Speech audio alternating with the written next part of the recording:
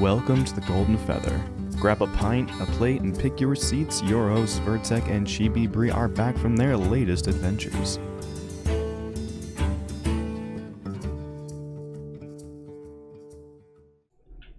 Hello everyone, and welcome back to another episode of the Golden Feather. Well, what do you nodes? I'm here with Virtek. Whoa, what do you nodes? Hey, guys. And we have a lot to chat about. This week, Margaret has released a lot of information on nodes, as well as their live stream earlier today. If you've missed it, I'm sure we can find you a link to direct you there, or I think maybe one of our friends have done another transcript of the live stream.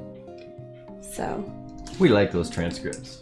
yes, indeed. We have a lot to chat about from the news updates with nodes, as well as our fan focus. Gotta love Shays, I agree. Hard-working individual right there. Indeed. And, well, there was not a lot of new news with the live stream as far as from what was put out in the different, posts that were made by Margaret with the notes. But there were indeed a lot of information with the questions. So I really enjoy how this time they weeded out a bunch of questions that were already answered and tried to find some new ones. And there was a lot of interesting content coming out. I got a lot of bullet points out of it, for sure. So, let's see. Today it's just going to be Virtek and I. I kind of enjoy having just the two of us right after a live stream, so we can kind of dig down deep and give you our opinions and our views on what was chatted about. But, we have, sorry, I got distracted by the next bullet point. But we have some possible guests for the next stream, so keep an eye out on our Twitter. We'll be announcing that soon. Exciting stuff to come. Indeed. So, nodes will gate content, including character progression. Let's hear more about that. That, I think, is really cool. I mean, we kind of knew that anyway, but just the fact that it was given a little bit more context, it's going to gate your actual character progression.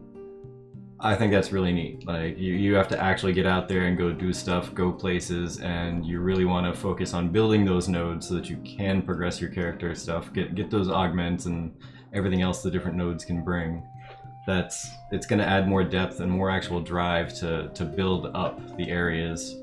Both your main node, your metropolis, for one, get up to that metropolis level, but for two, to tie into something else that's a couple bullet points down, but the really exciting part about that was that there are going to be work orders and such that can only be completed by vassal nodes. Those vassal nodes also need to be up to a certain stage in order to complete those work orders.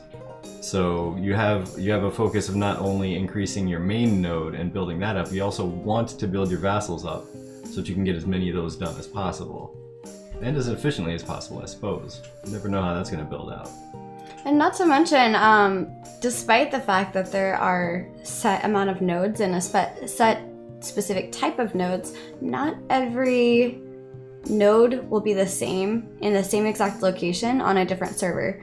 So if on one server there's a specific type of node, let's say economic node next to a nice pretty river, but on the next server that same location might have, maybe a military node.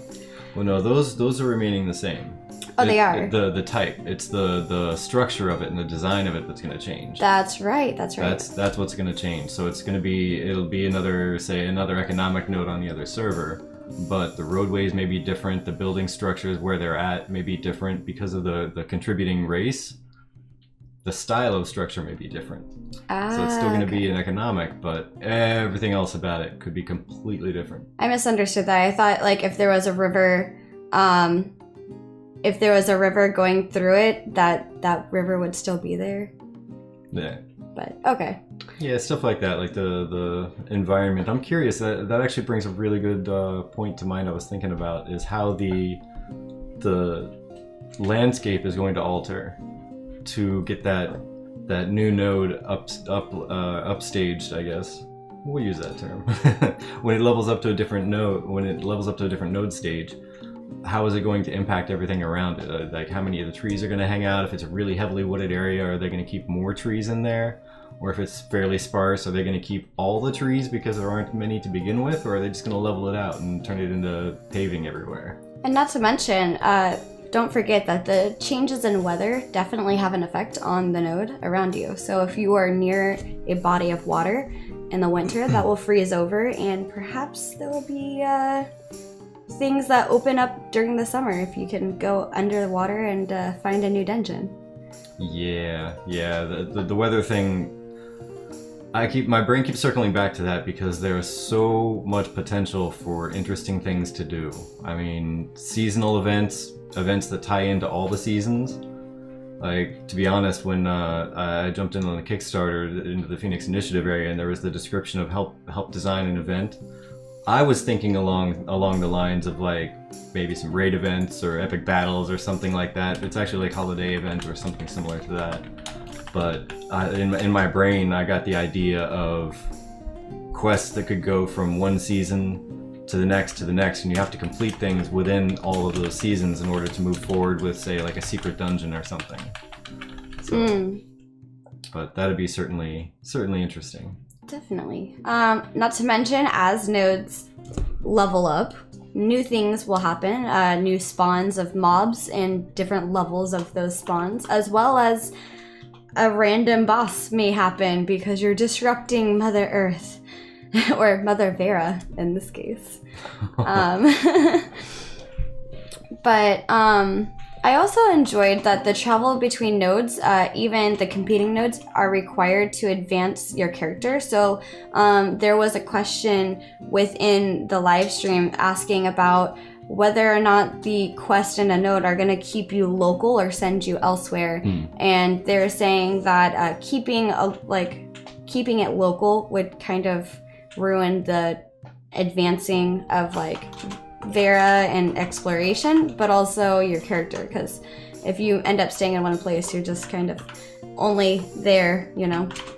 Doesn't really promote a whole lot of adventure, I guess. And we would be horrible adventurers without that. Yeah, there's not much adventure in staying in the same neighborhood.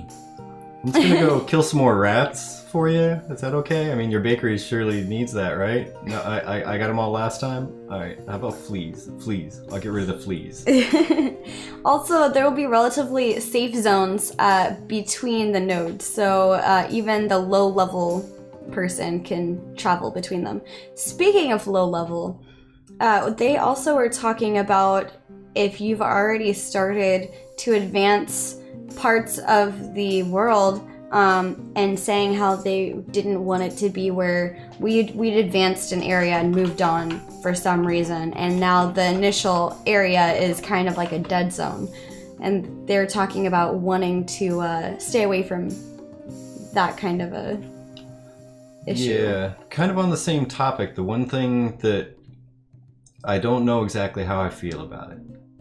I kind of don't like it, but we'll see how it plays out. Like they said, many things are up for changing depending on how it actually plays out, and they get a real populace in there to test it. But the starting zones, when you first land in the area, able to be leveled, that kind of puts default cities in place there. So four portal zones that you can land in and start adventuring in the world. Those four, I'm gonna call it right now, those four are gonna immediately become metropolises in like no time, because there's gonna be everybody there questing for every character that they create. Perhaps, or perhaps maybe because there is the freedom to be able to go between certain nodes, just travel to another low-level area that's not yet populated. Or perhaps a low-level zone, kind of like how you have the parent node and the vassal nodes. So maybe one of the vassal nodes is like a level 2 or something, and there's still some monsters that you can fight without dying. So yeah, it just gets, I think it would get really tricky, especially if you, let's say you have 10,000 people that can be on a server, right? So you have a whole lot of people going through, they're questing, they're earning experience, and it levels up from stage 0 to stage 1. Now all the levels of the creatures in the area are going to potentially go up, right? So then everybody new coming in is going to be jumping into this level 1, and then they're going to be able to beat some stuff, and other people are still adventuring in the area. It's going to go up to a stage 2, and then 3, 4, 5, and so on. Eventually down the line, I see these starting zones going to a new person joins the game after it's been live for a year, and That's horrible, wood chip. they land in the area as a brand new person. He says after it gets leveled up enough, siege and loot it and take the new Take the new sword items. items. That's horrible. It's terrible, but hilarious. Speaking of that, actually, Steven did mention in the live stream today that if you did die, something to do with the freehold and being able to lose some of the items stored there. Yeah, it's more resources than stored items. Like The stored raw materials, I guess. Yeah, stored raw materials, and he did mention something about if you have like a storage chest where you put like all your weaponry and stuff in, then that could be lost potentially, but nothing decorative. And also he had mentioned previously that if we do lose things, it won't be anything so detrimental that we rage quit the game. Which is good. No rage quit.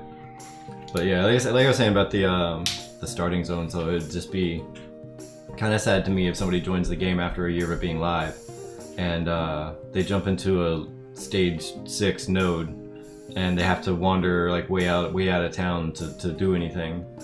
And then when they do, they might run into high-level mobs just hanging out outside the gates because high-stage nodes. Right. Well, that actually brings me to another topic about server squish. Now, I know Steven said he'd prefer for this to not have to happen, but in the event that it does, he said 2 things would happen. Either one server would be more dominant over the other, and the less dominant one would squish in with the more dominant server, or both servers would merge into a new server. Both of them have their perks. However, I feel like for me personally, I would prefer the latter option, because if I'm losing all of my time and effort into the nodes that I was able to build into, then I would like the ability to try and start again fresh with everybody else who's also fresh. I feel like it allows maybe an interesting thing. Perhaps you had a certain series of events occur the first time in the server, and now with these new people, things are progressing a little differently, and something new happens instead. And I'd like to see how that happens versus being placed in somebody else's server, but I think there's benefits in that. Oh yeah, and see, you have a good point. As much as, you know, we say we wouldn't like that to happen, it's bound to happen eventually because of any number of reasons. Like, especially with a game like Ashes, where each server is going to be unique. Things are going to be happening on one server that aren't happening on others just because of where some nodes crop up and where people are leveling and what it unlocks. So if something really epic and awesome happens on one, people may transfer characters, people may even just start a new character just because they really like the direction this one server is going, and then their friends may go along with, their guild may go along with, and it just may create a dead server that didn't have much interesting happening, or at least not as interesting as others. I mean, there's a zillion different reasons for it, but that's fair. As far as from a community standpoint, like you said, there's benefits, there's pros and cons for each option. I mean, for the one, it would kind of stink to be on the less popular server and have everything wiped, and you go and get tossed into this other world where things are already developed. You lose the town that you were already running really well, and so on and so forth. But hey, your times that you have to wait to find anybody to go party and do stuff with are going to dramatically decrease. That being said, another idea I had for the second option with the server squish is perhaps if something did happen and they had to put 2 servers together in a new server, maybe they can label it like, for example, Final Fantasy had a label on a few of the servers with them, or the world, where it was saying like new people would get bonuses for joining that. So perhaps maybe there might be an indicator saying, hey, this is a new server, so somebody who's joining might be like, oh cool, brand new server, I can just join in on that one and be able to feel like I was one of the first there as well. Mm-hmm. That being said though, before you guys freak out, no, when you get moved servers or squish servers, you do not lose any of your character progression whatsoever. So you keep your levels, you keep your stuff. That would be tragic. That would cause both servers to rage quit. Oh yeah, right. But yeah, the really cool thing that would happen with starting a whole new fresh land is that it would provide an opportunity for all the different organizations, all the different guilds, all the different metropolises that are in place, and all the people that were trying really hard to destroy or rebuild certain nodes to just jump into a new server, dash over to where they want to be, and just start anew. Mm-hmm. Like start really hard, like right out of the gates, and just push really hard. And you know what? Those once in a lifetime things we were talking about last episode with the castles and taking them, you can only do it once per server, right? You now have a brand new opening for guilds to go and take a castle for the first time. Exactly. Run that raid and take it. And Z had mentioned it would be really cool for them to, let's see, I hope they keep a blog or something of each server and what had been unlocked. Server had a dragon today, etc., etc. Mm-hmm. And I think that'd be really cool. And there's some things that Virtek and I have planned that we will release later. But do stuff very similar to that. Yeah, very similar. You might be onto something there, Z. Maybe. Plans might be in the works. But yeah, that I've always thought since the beginning of the announcement of the game and its features and the nodes and the servers being different like that, that's always been a hope of mine. Like, that something would come out and just literally chronicle things like that. Right. Another thing that would be unique is also the hidden quest. So even Ashes Apocalypse has some stuff hidden, which is really cool for those of us who are like treasure hunters almost. Enjoy finding those hidden quests and secret things. I love secret things. They're my favorite. So do I. I was caught up before in the trying to get experience to try to go up levels and try to unlock things and try to get all the earnables possible, all the cosmetics possible while in the alpha stages. But I think whenever it goes up again, I'm going to be searching around more for the hidden secret stuff and hopefully also get some experience out of it. But yeah. Z asked, do you think there really is actually a sandal? I do. Pretty sure. I think I played over 500 games. I'm pretty sure there's not one in the BR. It may not be in the BR, but it may be in the MMO. Yeah. Who knows? I mean, to be honest though, that there is a sandal in the entry screen, but actually in the BR, that one I'm not sure. That'd be really cool if there was, like, just a single chest that would randomly spawn anywhere in the world with a sandal in spots, it. And that's all it has is a sandal. That would actually be really nifty. That'd be really cool. Let's see. Node representative appearance gear will exist as long as the node exists.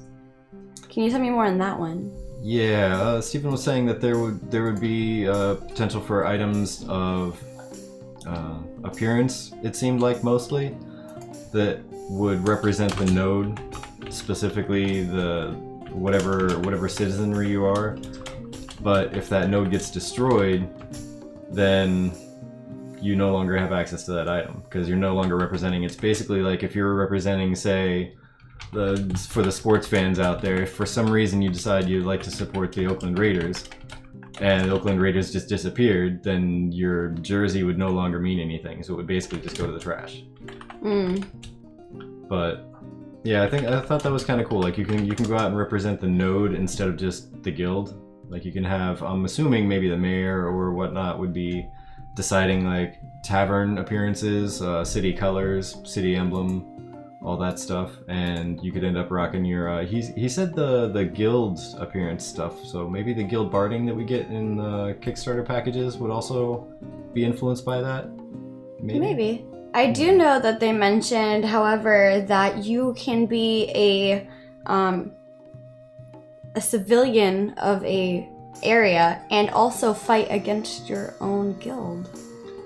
That was kind of a revelation that I think is incredibly interesting. Yeah.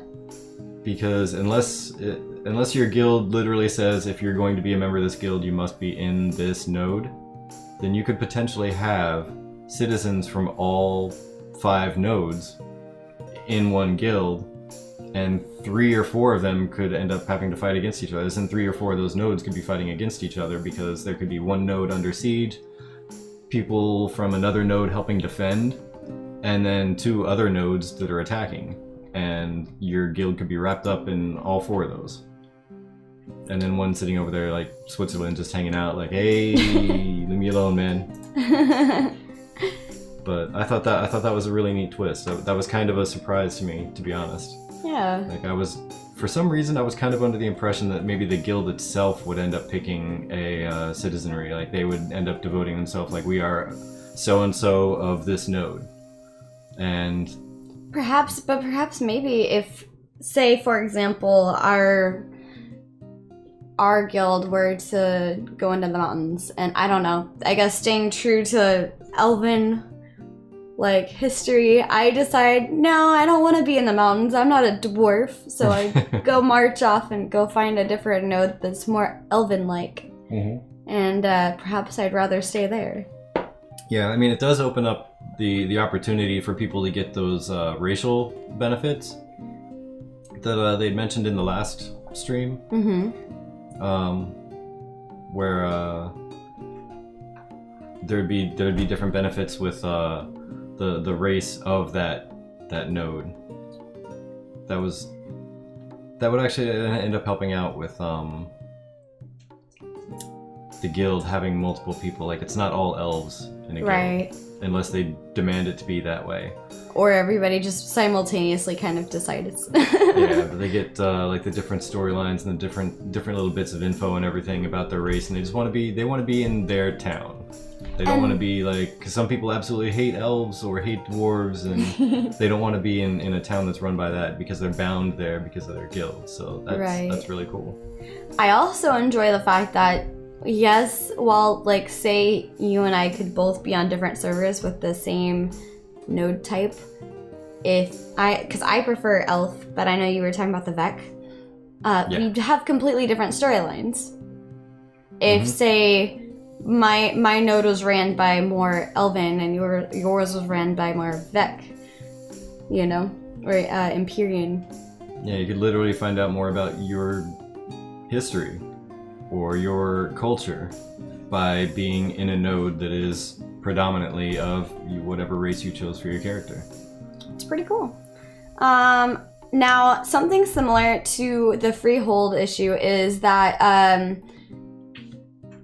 nodes procedurally generated, but some building footprints that the mayor can decide upon, like what goes where. So basically you have like this plot of land and you can play, I'm gonna call rush hour, play rush hour, moving things around, or like puzzle, moving things around and seeing what fits where.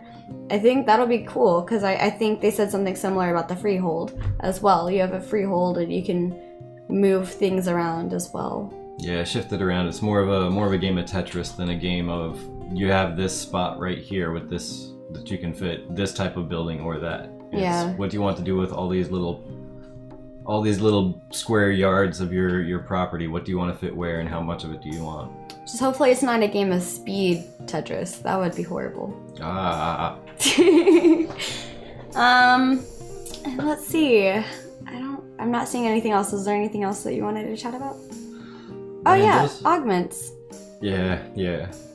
Go for it. Yeah, the augments, I'm so torn between which node to go with. Which node I'd rather be with, because the different superpowers that they give and the different little benefits they give to character progression, they're all different, and I'm curious what the augments are specifically. If they're like visual augments or actual damage-based augments, or for that matter, if you're a healer, healing-based augments. Well, maybe if it's a what is it? I don't want to call it a priest node. I forgot what it's called. A religious node. Yeah, there we go. Maybe perhaps there are some benefits to that. Or I think we talked about this a really long time ago, back on the previous version of our podcast we had, where maybe the religious node has like a specific god that is worshipped, and like if it's the god of war or anger or something, like you get a benefit from that. So yeah, there were multiple different gods you could follow apparently, and that is a whole other topic. yeah, that's gonna get those religious nodes kind of. It's gonna add a lot more depth to their choices. They did say there were possible options for crusades where there could be fights amongst the religion. Yeah. See, there's so many options there, especially since, like, with more than 1 or 2 or even 3 gods, people would literally have to look into everything about all of them to make sure they're making the right choice, and they don't end up, like, following some secret jerkbag, like, let's just say Loki. I mean, yeah, in the movies he's redeemed himself, but in older mythology and all that, he was actually kind of a jerk, but he could make himself seem really righteous for a good bit of time and fool people. So it'll be curious. Although if I was gonna go chaotic neutral, I'd love to follow Loki. He'd be a fun one to follow. Especially for like the Thieves Guild. Yeah, exactly. And I can't wait to get into this game, you know, and actually see what it's all about, because I mean, there's so much to be built on this that they're still working on. And I mean, as of right now, there's still not even the live BR servers, but they're working towards it. You know, they just came back. GDC was last weekend? Yeah. Which is up here by us, and apparently they have had they're really booked and have had some great meetings, so I'm excited to see what's coming from that, as well as I believe they're opening how many positions? A lot, like 20 something if I remember right. I don't remember, but it's a lot. And if you guys are interested, if you go on to ashesofcreation.com, they have a hiring section. 17, that's what I thought. 17. I just didn't want to say 17 and be wrong. Oh, I don't care if I'm wrong. I was tossing the I guess, maybe, I think. I don't care if I'm wrong either. I just would rather not say a concrete number personally. Yeah. I'm like, I don't know. Could be 17, could be 170. Yeah, we were excited that they were going to be up in this area, like right down the road from us, but at the same time, there were booked meetings beginning to the end, so... Not to mention, GDC is not for consumers. And it's very expensive for the random That's what I mean by not for consumers. Yeah. So we thought about it. We thought about swinging by, like, hey, we'll check out what's going. No, that's just not. It's highly expensive. Yeah, in 30 to 60 days, exactly, Z. So, it is Friday, which is Fan Art Friday, and the chosen Fan Art Friday that they found was by, please forgive me if I butcher, Neoria, and she did this lovely drawing of herself, or a elf and a griffin together, and I love the line work. I love the shading, and it's very detailed for not being detailed. Yeah, if you know what I mean. Exactly. Yeah, it looks really nice. It's got like a little bit of wistfulness to it. Yeah, it's also like it kind of excites my elven side. It makes me more excited, and they actually have a little bit of lore to go along with it. Among the most wise in the skies of Vera, griffins offer undying devotion to the riders they pair with for life. And it looks like a very nice little, like, out, just kind of hanging out with the life partner. Well, not the life partner, but a life partner, I suppose. A life partner. Like, I like, okay, forgive me if it's a little too, like, nerdish, but with the whole Avatar, which, I mean, CGI, your opinion on that is beside the point, but the idea of being a character and pairing with a mount, like, emotionally, other than it just being a mount, I liked that concept. Yeah. And I like the idea of, like, there being meaning behind you having a mount, other than, like World of Warcraft. You're like, oh, I got this mount. Yeah. It's like going out to the field, gonna grab a horse. Horse, come here. Yeah. All right, let's go, horse. Yeah. Also, yes, I'm really excited to see the Fan Art Fridays that they're having. But yeah, no, Neoria sounds like a nice elven name, so I'm a little bit partial. Sorry. Bias shows through in everything. It's so bad. It's so bad, but it's lovely drawing, Neoria. I enjoyed seeing this come across my feed today. So yes, very nice. That very nice. being said, something kind of humorous that Virtek found actually. Made by Jolin. Jolin? I don't even know how to pronounce that. I don't know. I'm so sorry. Jalen. Jalen. So I'm pronouncing it. Yeah.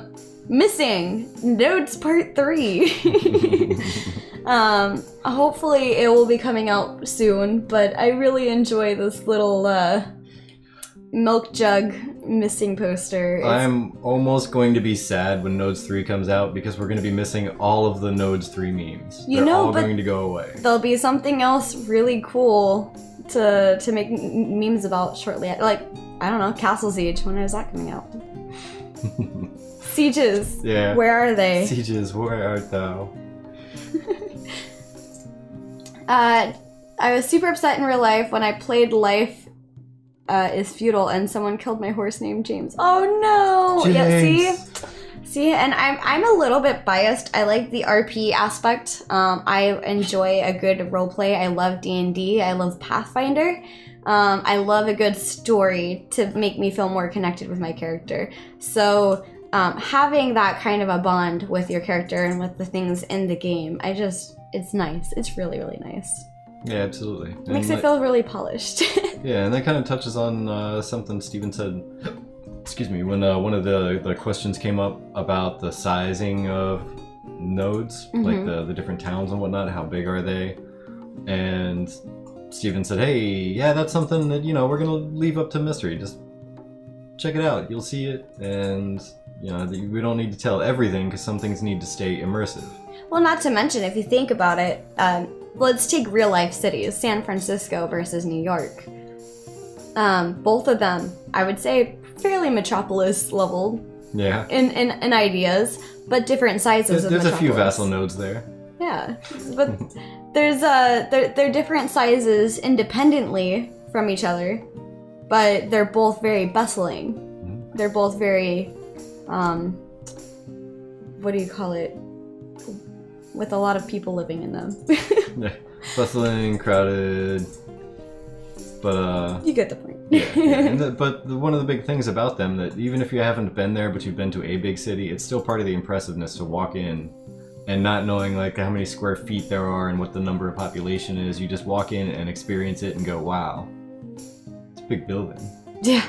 This place is busy. It's crazy. Oh, look at this neighborhood. It's bananas. I mean, you can imagine how like shocked we are going from something like in the middle of the country, like a very small town, in this case maybe a beginner level node, and going into a place like San Francisco or something that's very much populated, like a full-on metropolis level node. And just, I don't know, being able to see like the differences between the nodes and just the buildings that are there, the types of architecture that's there because of the main predominant race that's there. It's curious. It's really interesting, and I'm really like, I keep saying this every single time, and I will probably keep saying this even when the game comes out, but I'm excited for Ashes. As am I. And this new influx of information, and I'm gonna just kind of take a side note. This is probably going more towards the outro at this point, but I personally do a YouTube series for beginners, so if you are new to Ashes of Creation and don't really know much about it, that's kind of what I'm geared for. Now my side note is kind of going in with what Maggie said in the live stream about how these node posts, I'm gonna call them, I can't think of the word right now, but these node posts that she's putting on their website is akin to beginner level information, things that the rest of us have probably known for a while. That being said, there's a lot of stuff that I put into my beginner level like information that people are like, oh yeah, I forgot about that. I forgot that there was X amount of different types of nodes.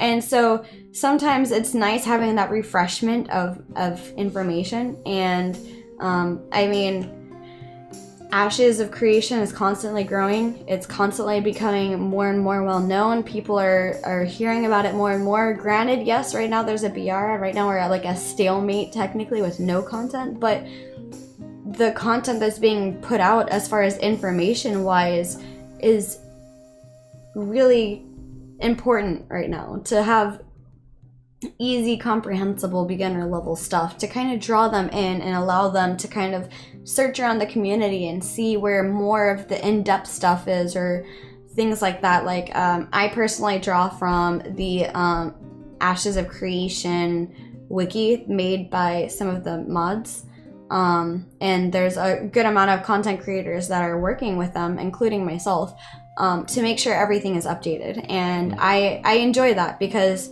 we all watch the live streams, and we have on that website there's all these footnotes that will take you directly straight to a live stream, so you can, oh, I'm more interested in hearing more about this, or I want to see like where this was posted. Click on that link, boom, old live stream pops up, and you can watch the video and hear exactly what's being said. Yeah, absolutely. But another thing to add on to that that's good about the new Know Your Node series and other series that will come and be posted there is that, yeah, some of it might be quote-unquote like beginner knowledge, or just because you haven't known the game yet, or similar statements. It's nice to have an official source to go through for all that you need to know this. Mm-hmm. Like, these are the basics, these are the slightly advanced things, and even some detailed knowledge. Yes, Bacon Dev Diary. Inbound, yes. Maggie, we're looking at you. Yeah, we're looking at you. But it's nice to have an official source to go to for the general big picture stuff that you really should know about every item. And then if you want to know more, that's what all the fan-made wikis are for, that's what all the fan sites are for, to outline, to go more in-depth, to repost the Q&As and really tear into them and really pull all the little bits of detail they can out. Right. It's kind of a natural evolution. You go back to the base source, you get the general information, you go out and explore to get the rest of it. Yeah. And I don't know. I'm really happy. I'm happy with the amount of influx of information regardless of level. I'm happy with like actually, hold on. Let me go pull up the dev diaries. I'll show you guys here in case you haven't seen it yet. I just thought of that. I don't know why. But yeah, I really liked how they did that video too. I agree. And I like the change of music because we've had the same music with Ashes of Creation stuff. No offense. We love it. We do. Just the same music since like the dawn of time for Ashes. So the change in music was really nice to have. So let me go grab that real quick. Yeah, Z. I know a bunch of people that they're kind of saying the same thing, but they never thought they would ever say that they wanted a BR or wanted a BR back. But it's that addiction, man. It's that addiction. I know I got seeded into it. I'm terrible at BR type stuff. I'm just bad when it comes to starting at ground zero, finding things and scrounging and having to make the best of a situation when you have very little and somebody else could have like epic armor because they just killed 3 other people. Right. And I'm horrendous at that. Like I'm half decent at PvP, but I need to plan and get all my ducks in a row and know exactly what I'm going in there with if I'm going to be even just good. I'm never excellent in PvP. Don't get me wrong, but to be good, I need to know exactly what I'm going in there with. Right. Okay, I'm gonna go ahead and play it. Let me go ahead and transition this over.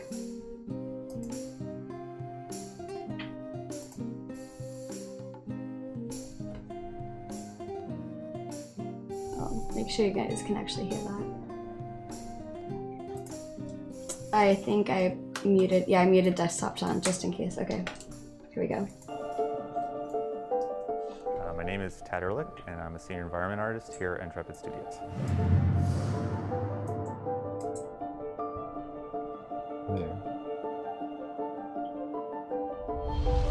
Primarily, I am in charge of building the objects in the environment, building out the environment, placing objects, materials for the objects, and anything that is not a person or a creature running around, I take part in that. The goal of the node system was to make sure that every place was special and unique, to make sure that every node you go into will offer something different in a different way in a different place. Yeah, it's Yeah. gonna And be a then lot have of that fun. same system I just facilitate love all how the fleshed races. out Whether this you go is, into a by the node that's way. human, go into a node that's elven, Yeah, I or mean, one that's just to push a dwarven, button like each that, one and will it be just supported by the procedurally system. generates And not only that, but also it provides Creating cities, yeah, procedural exactly. randomization throughout the entire world. So roads, bridges, all that stuff, it can all be randomized and made different every time you go through this area, and it builds. Sure, there. When you enter into a city, you're going to notice that the buildings, the placement of NPCs, the services that you can access are unique to that Hey, there she particular is. What's city. up? Part of the tool that Tad has been I designing love really just has the been to scenery accommodate that they a have. procedural I method mean, by which a lot each of this city we've can have seen, its but, own like, identity. To see it in One black of the and key white and things that I being enjoy in games is a sense of pre-fleshed discovery and a sense of and exploration. then fully fleshed And I is just feel really like nice. having a system that provides so much variety means that when I find a new place, it's always going to be special. You know, I'm always finding something new and different, and it isn't just the same cookie cutter stuff just strewn all over the world. As a player, I've experienced a lot of MMORPGs, and it's interesting, every one I've experienced has the same type of railroaded structure that you go from quest A to B to C. And it's really, you know, something of my desire that I've really had cool just to to see the create changes. a system that would be dynamic in the creation of your world, to kind of mix you know, the civilization building aspect with the RPG element. I just think it goes hand in hand that if we extend this I role-playing agree. game mechanic into the has a development of very cities, nice realistic look to that it. creates really interesting gameplay that players can participate in. And part of what this node tool provides is for each city's character and identity to be unique to the players that develop it. I can't wait. Part of the till, technology that's being developed it here optimized at and I get a Intrepid graphics card good Studios enough really to relates make it look to like our that, though. desire I like to the create speedrun a right here, by the world way. that is developed by the players.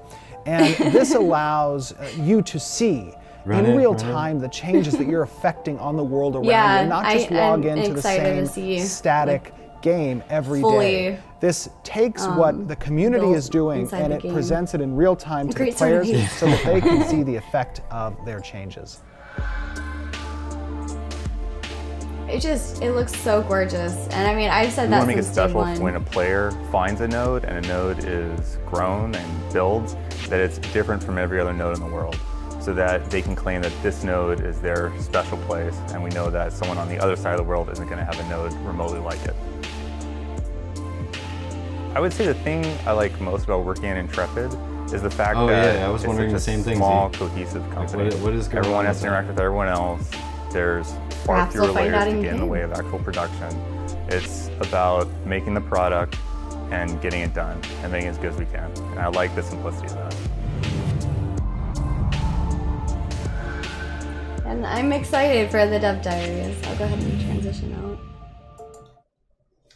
So yeah. It's really, really exciting. I can't wait. And if you guys would like to see, sorry, I have like another monitor over here, so sorry about that. But if you guys want to see the video or share it with your friends, there's the link. I'll also be posting that into our Discord. But yeah. Yeah, I'm really looking forward to the dev diary stuff. Like it adds a nice little personal touch. Like it's always, I feel more impactful to know a little bit about who is making this and who is doing this stuff. It's creating this nifty world that we just keep seeing little snippets of. And not to mention, it's really, really cool to see the desktop kind of view from it, where there's like a desktop snip recording of them working with this in, I keep forgetting, I always get these two, Unity, right? Unreal. Unreal, see, they Yeah. just both start with U and I always get them mixed up. But yeah, I've had a little bit of experience between the both of them personally because of my video game design background, but I haven't really played too much since then, so I tend to get the two mixed up. I think Unity is more so for PlayStation and Unreal is for PC, and I think that's where I keep getting them confused. Yeah, from how I understand it, Unity is a little bit more of a multi. I mean, I could be getting this wrong, but like a multi-platform, like it's geared to be really handy to use for like mobile phones and such. Okay. But again, I don't really mess with that stuff. That's just what I remember somebody talking about like 9 years ago. So.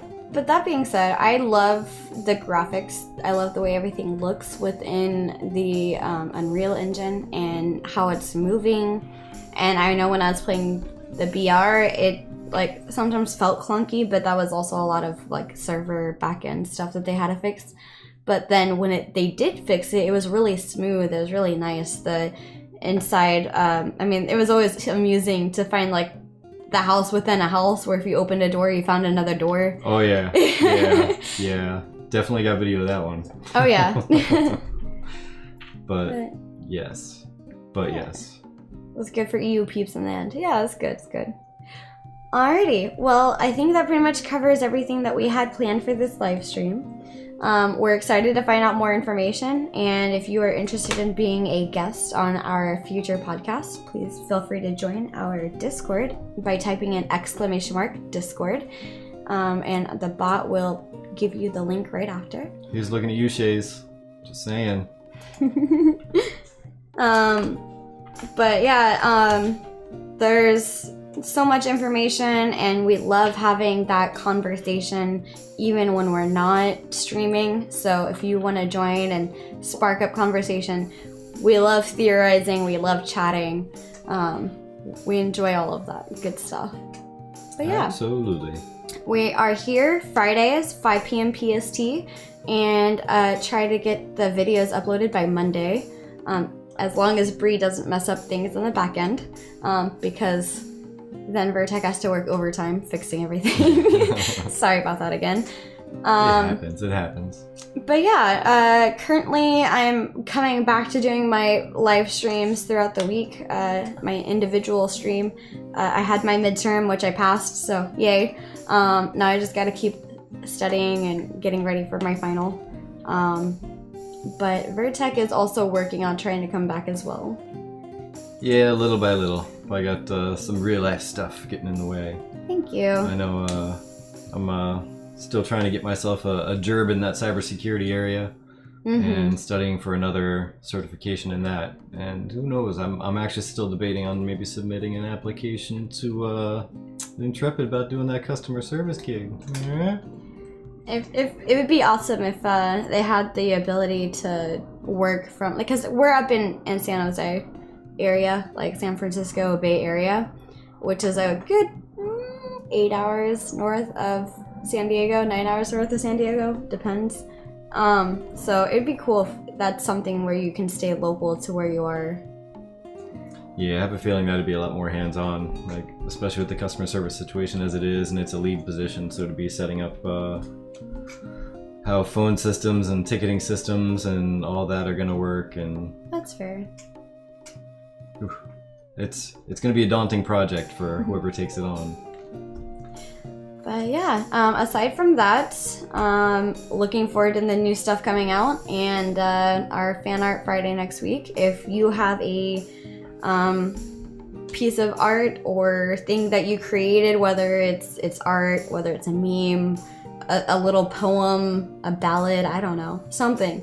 If you want to share it, feel free to share it with us. We have our fan spotlight area, fan focus. And if you know somebody in the community who is doing stuff community oriented or working on community oriented stuff, send that our way as well, because we love doing community spotlights. But in the meantime, thank you guys so much for the conversation. We enjoyed chatting about nodes with you, and I can't wait for nodes 3. What? It's coming someday. Someday. I can see it in the distance. Soon, TM. Yes. Thanks for stopping by, everybody. Again, Virtek, signing out. And I'm Chibi Bree. Until next time, guys. Bye.